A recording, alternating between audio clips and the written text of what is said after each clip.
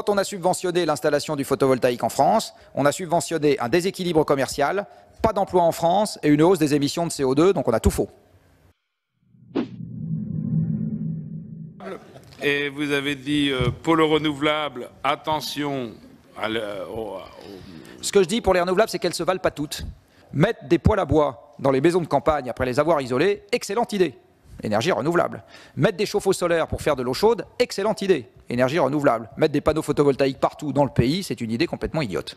Donc il ne faut pas avoir l'idolâtrie des renouvelables pour les renouvelables. Il faut être sélectif dans ce qu'on fait et comprendre pourquoi on le fait. C'est ça que je suis en train de dire. Mais vous êtes pour un renouvelable de proximité ou... Ça dépend. Pour l'électricité, ça n'a pas de sens parce que le réseau, c'est l'inverse. Par contre, pour la chaleur, oui.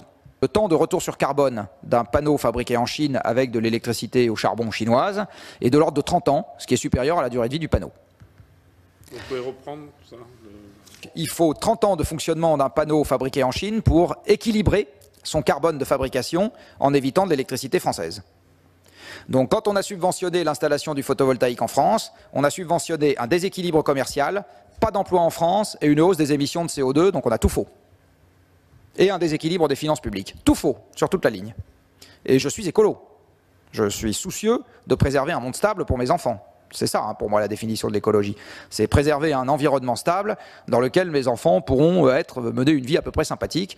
Donc, qu'il y ait encore des ressources biologiques, qu'il y ait encore un climat à peu près stable et qu'il y ait encore des sources d'énergie qu'on puisse utiliser. Et le monde a toujours été avec des risques. Il l'était avant, il le sera demain. L'idée qu'on va supprimer tous les risques partout et tout le temps est une vue de l'esprit. Il est évident qu'on va avoir des déstabilisations socio-économiques massives dans un monde dans lequel il y a à la fois un problème sur l'énergie fossile et un climat qui se dérègle rapidement. Et ça, ça sent pas bon pour mes enfants, ni même pour moi.